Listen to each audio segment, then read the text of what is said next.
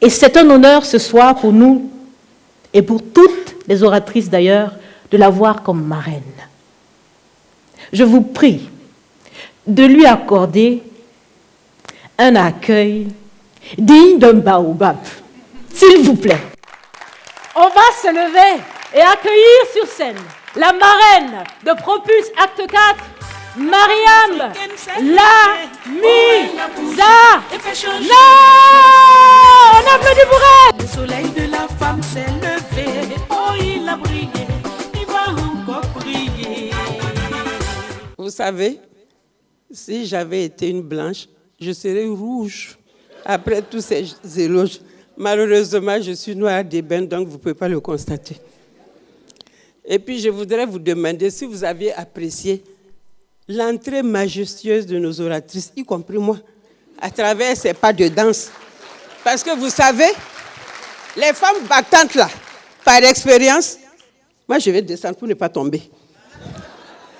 Les femmes battantes par expérience sont d'excellentes danseuses.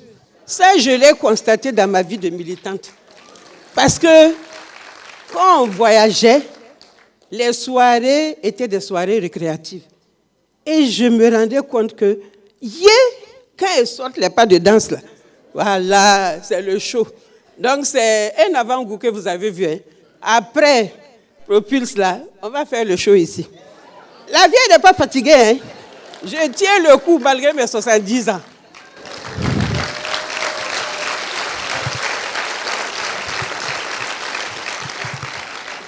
Voilà.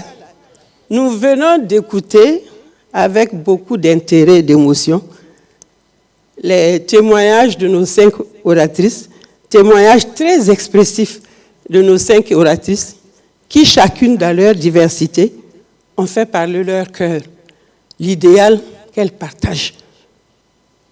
Et avant de vous demander quelles leçons apprises à travers ces différents témoignages-là, je vais, avec votre autorisation, demander à notre jeune frère et fils, Aruna Kabore, qui est ministre du Commerce, qui nous a fait l'honneur et l'amitié de venir partager ces moments d'intense d'engagement avec nous, ce qui dénote de son engagement à la cause des femmes.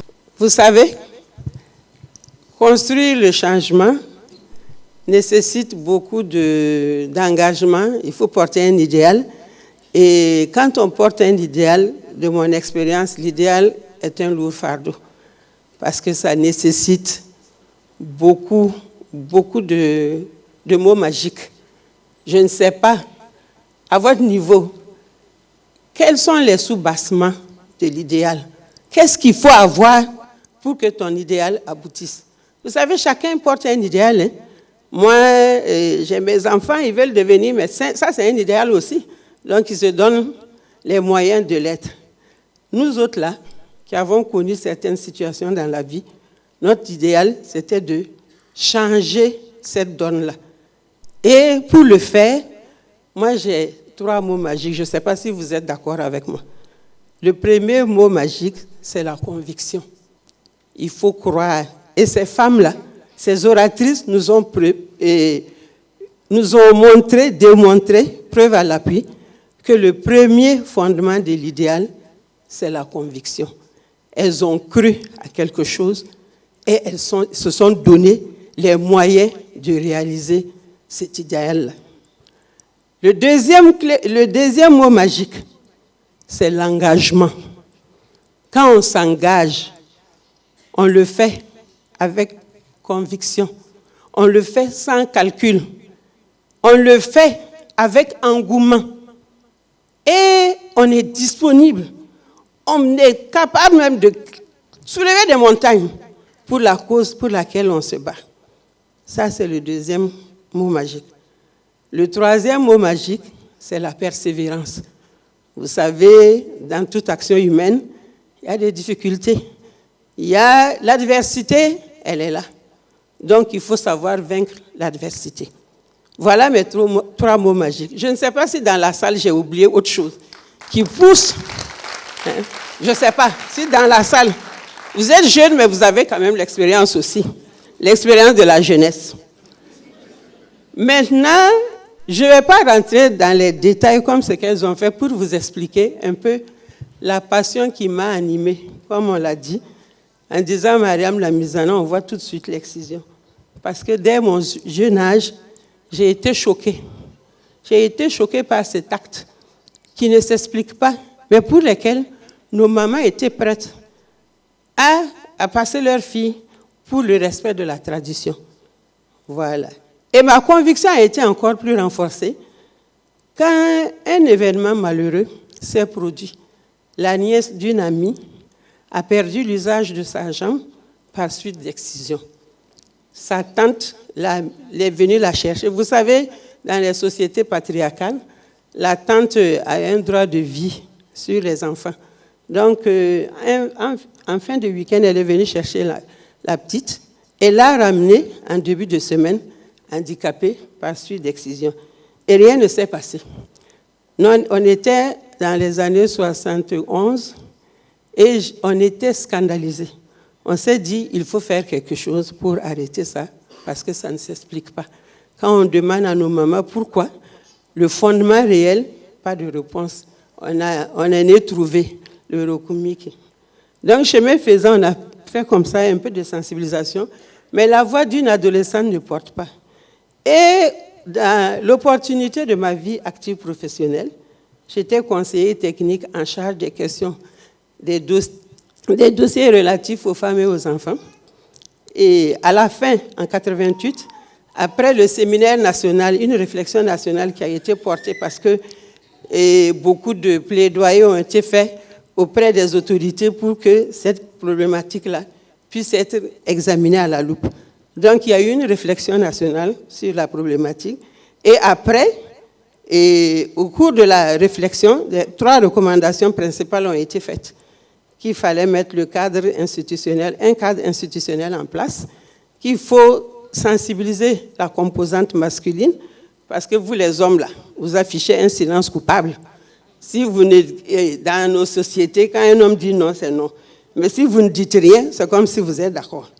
Voilà, qu'il fallait sensibiliser la composante masculine et aussi prendre des textes pour interdire purement et simplement la pratique de l'excision dans notre pays. Ça, c'était en mai 88. Et en octobre 88, le ministre m'a appelé, m'a tendu la chemise avec les recommandations et m'a dit, Mariam, fais-moi une proposition. Quelle a été ma réaction, selon vous? Alhamdoulilah, alabla, la mina. C'est l'occasion que j'attendais. Donc, j'ai pris la chemise et je me suis retournée rapidement vers le groupe que nous avons constitué depuis un certain temps pour dire nous avons l'opportunité de mettre en œuvre ce qui nous brûlait depuis un certain temps. Alors, c'est le début de la conviction. Qu'est-ce qu'il fallait faire? Comme à l'époque, selon notre terme, cette pratique était géographiquement et ethniquement répandue sur le territoire. Ça veut dire quoi? Sur l'ensemble du territoire, on pratiquait l'excision. Et pratiquement toutes les ethnies le faisaient. Donc, qu'est-ce qu'il faut faire? Il faut savoir bien maîtriser la chose pour laquelle il faut se battre. Parce que si vous partez faire une sensibilisation et que dans l'auditoire, quelqu'un vous démonte votre argumentaire, vous avez perdu la face. Donc, il ne vous reste plus qu'à plier bagage. Donc, il fallait maîtriser un peu les tenants et les aboutissants de ça. Et il fallait s'organiser. Je ne vais pas rentrer dans les détails, mais je vais vous donner des anecdotes, les périodes assez pointues. Donc, en entendant qu'on s'organise, on a décidé qu'il fallait passer à l'action. Parce que nous avions un objectif, poser le problème à la conscience nationale. Parce que pour la plupart des femmes qui étaient victimes et actrices, elles ne savaient pas que c'était un mal. Et les gens l'ont intériorisé. Parce que dans certaines régions dans notre pays, même dans la mort, on pratique l'excision. Ça veut dire qu'une femme qui décède et qui n'est pas excisée, soit la famille l'excise, moi j'ai opté même pour cette stratégie, il faut attendre qu'on décède pour nous exciser, parce que ça n'apporte rien. Ou bien, on prend des calebasses Et on fait beaucoup de bruit pour chasser je ne sais pas quoi. Et comme ça, tout l'environnement sait que, à quelque part, la défunte là est porteuse de ce que vous savez. Donc, par rapport à ça, c'était un peu compliqué. Donc, on faisait des petites sorties. Et comme ce n'était pas un problème prioritaire au niveau du ministère, on n'avait pas un ancrage institutionnel dans une direction, on était un peu des hors hiérarchie. Donc, quand on veut se réunir et qu'une direction a programmé une réunion, paf, nous on est sous les arbres. On avait opté pour le plan B. Donc, on ne faisait pas de problème, on trouvait automatiquement la solution. On était sous les arbres. C'est sous les arbres la plupart du temps qu'on faisait nos réunions. Et pour faire les sorties, le ministre, quand même, nous accompagnait avec la mise à disposition d'un véhicule et plus du carburant. Le reste était à notre charge. Donc, on se cotisait pour prendre le chauffeur en charge. Et maintenant, nous-mêmes, chacune avait décidé, soit tu amènes à manger, à boire, ainsi de suite. Et comme on faisait tout pour ne pas passer la nuit là-bas. C'est ainsi que nous avons fonctionné petit à petit. Et maintenant, comme nous avons résolu un certain nombre de difficultés, pas en tant que telles. Vous savez, comme on dit, l'argent est le nerf de la guerre. Et à l'époque, ce problème n'était pas perçu par les partenaires comme un problème de développement.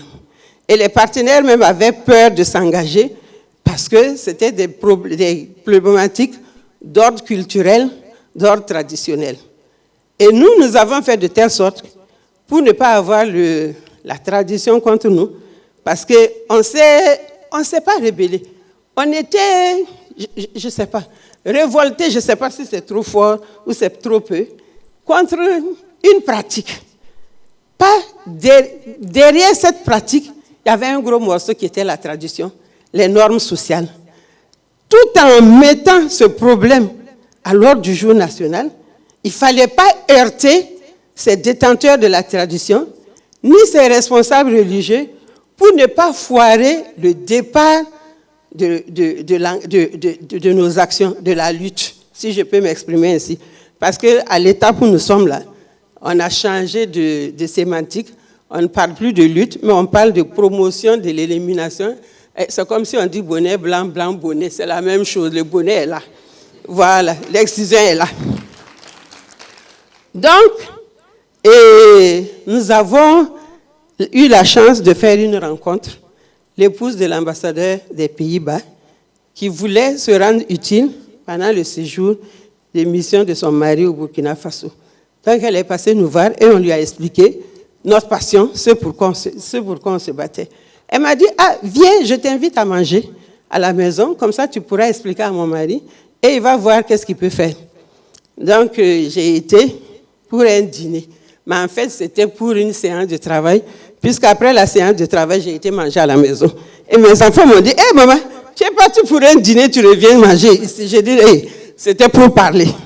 Donc, j'ai expliqué en long et en large, et il m'a dit, bon voilà, pour vous encourager, nous avons ce qu'on appelle les petits projets d'ambassade. C'est des petites sommes de 2 à 5 millions qu'on peut mettre à votre disposition pour un début. Et quand j'ai expliqué ça au groupe, on était contents. Parce que pour ceux qui cotisent, et avoir du coup 2 à 3 millions, c'était des montagnes. C'est comme ça qu'on a marqué notre présence au cours des manifestations à caractère national, FESPACO, les rues marchandes de FESPACO, Semaine nationale de la culture, ainsi de suite. À se faire voir, nous avons fait confectionner des t-shirts, des gadgets et des autocollants, ainsi de suite. Et après cette mobilisation, on s'est dit, il faut impliquer un certain nombre de partenaires. Donc, nous avions eu l'idée d'organiser un dîner dans un restaurant, à l'époque, le Tam Tam, qui était à Gungue. Et nous sommes allés voir le restaurateur. Et moi, j'avais 25 000 francs que j'ai engagés, fonds propres. Et je lui ai dit, nous allons organiser un dîner ici. Nous allons faire venir des personnalités.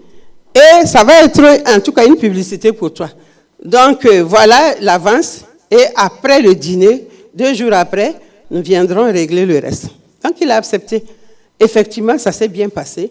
Les ministres étaient là, la directrice de la télévision était là à l'époque, c'était Juliette Bonkungu, d'autres partenaires, on était plus d'une trentaine.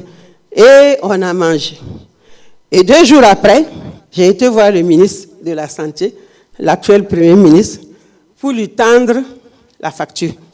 Il m'a dit, madame, c'est quoi? Tu ne vas pas me dire que la dernière fois, nous avons mangé à crédit? J'ai dit, exactement, monsieur le ministre. Voilà la facture, aidez-nous à l'honorer, ainsi de suite. Donc, c'est comme ça, par des petites astuces, que nous avons contourné un certain nombre d'obstacles par rapport à la mobilisation des ressources. Maintenant, par rapport aux difficultés, vous savez, tout ce qui a trait au changement de mentalité, il y a plein d'obstacles, plein d'adversités. Le premier obstacle, c'était les femmes. Nous, les femmes, là, qui sommes actrices et victimes, elles étaient choquées à chaque fois qu'on parlait de sexe. Quand en réunion, on a constaté quand on fait des assemblées générales, les femmes sont restées dehors. Une fois qu'on commence à parler de sexe, à montrer le mannequin, celles qui ont l'air langana la font comme ça, pour ne pas regarder. Ou bien carrément, elles sortent, elles quittent. Donc, et il y en a même qui avaient le courage de nous dire pourquoi on parle de sexe. Et 2 anecdotes. Et on organisait des assemblées générales dans les différents villages. Et dans un village, je ne citerai pas le nom, le chef était vraiment remonté contre nous. Alors, il a organisé une mobilisation qui ne dit pas son nom. Ils étaient plus que vous dans la salle là. Et il avait mis un dispositif en place avec des badauds et des grands bâtons pour nous tabasser lorsqu'on allait venir pour parler d'excision. À l'époque, il n'y avait pas de portable. Quelqu'un nous a avisés pour dire « Venez, mais ne parlez pas d'excision, sinon vous serez lapidés. » Donc, comme on était prévenus, on s'est organisé, on est allé. Dès qu'on est arrivé, l'accueil était au top. Mobilisation au top. Ils ont applaudi et ils nous ont fait rentrer, nous encercler. On était au milieu, pris dans le piège. Impossible de sortir. Donc, il nous a salués et puis il a dit, bon, vous pouvez parler. Là, nous aussi, comme on était au courant, on a parlé de tout, sauf de l'excision. On a parlé de planification familiale, de ménage, comment tenir le ménage, tout. Quand on a fini, on dit, chef, on a fini. Que vous êtes sûr que vous avez fini? On dit oui. Non, continuez. Si vous avez quelque chose à dire, allez-y. Ne vous gênez pas. On est là pour vous. Non, on a dit non, chef, c'est fini. On a tout dit. Il a dit, Gao, vous avez vu ces hommes-là? Si vous aviez prononcé le nom d'excision là, ce qui allait vous arriver, allait vous arriver. Et on m'arrête. Alors qu'il reste encore une anecdote par rapport aux difficultés. On était humiliés. Les gens nous appelaient au téléphone pour nous insulter. Moi, personnellement, on m'appelait au téléphone pour me traiter de fille facile, de femme facile. Je suis dans un cercle de pornographie, patati et patata. Donc, un jour, on s'est dit, mais s'ils appellent par le téléphone pour nous insulter, pourquoi ne pas mettre ce même téléphone à leur disposition pour les dénoncer? Donc, c'est ainsi que l'idée du SOS téléphone a vu le jour dans notre pays. Donc, au cours, à une réunion aussi, quelque part, chez les beaux de Lisa, il y avait un chef qui avait la manie de nous humilier. Et quand on arrive pour les sensibilisations, il exige que chacune d'entre nous dise qu'elle est excisée avant de commencer la séance d'excision. Donc, tout le monde confesse, excisé ou pas excisé, on se lève, je suis excisé à tel âge, je suis excisé à tel âge. Maintenant, il nous insulte bien et puis il nous donne la parole. Donc, c'est autant de difficultés que nous avons traversées. Aujourd'hui, moi, je suis heureuse. Je suis heureuse de constater que ce problème, le tabou du silence est levé. Le problème est posé à la conscience nationale. Le problème est inscrit à l'agenda de la communauté internationale. Nous avons réussi à avoir une résolution de l'Assemblée générale des Nations unies qui interdit mondialement la pratique de l'excision. Et cela a été fait sous l'égide, sous le leadership du Burkina Faso. Donc c'est un acquis. Aujourd'hui, je suis heureuse de constater que l'âge de la prévalence a baissé. Si vous prenez les enfants de 0 à 14 ans, seuls 11 enfants sur 100 subissent encore la pratique de l'excision. Je suis heureuse de constater une mobilisation générale, sociale, communautaire autour de cette pratique. Je suis heureuse encore de constater que les jeunes, la relève, se sont engagés le 30 juin pour prendre le relais de la lutte contre la pratique de l'excision. C'est un doute, c'est un acquis. Mais on dit, on a gagné la bataille, mais on n'a pas gagné la guerre. Parce que l'excision continue. Elle a pris des formes nouvelles. C'est la pratique, l'âge a régressé. Ce sont les enfants, les nourrissons, les enfants de moins de 5 ans qui sont qui subissent cette pratique. L'excision également est devenue clandestine. Avant, les familles s'informaient. Aujourd'hui, je vais exciser tel groupe de filles. Aujourd'hui, c'est tel groupe de filles qui... Aujourd'hui, la pratique est devenue clandestine. Aujourd'hui, la pratique est transfrontalière. Ça veut dire qu'il faut qu'on continue. On continue la sensibilisation, qu'on continue le plaidoyer, qu'on continue de tisser une chaîne de solidarité, tout âge confondu, pour protéger et défendre ces enfants qui n'ont pas demandé à subir cette pratique qui n'a pas de raison d'être que de faire souffrir inutilement les femmes et les jeunes filles. Donc, jeunes et moins jeunes, attachons les ceintures pour qu'ensemble, nous puissions tisser, je le dis, faire une chaîne de protection pour que d'ici 2030, c'est faisable, parce que si on voit que c'est 11 enfants sur 100, d'ici 2030, c'est-à-dire 10 ans, que l'atteinte de la tolérance zéro soit une réalité dans notre pays. En ce moment, je pourrais dire, alhamdoulilah, je vais bénéficier de ma retraite paisiblement. Merci.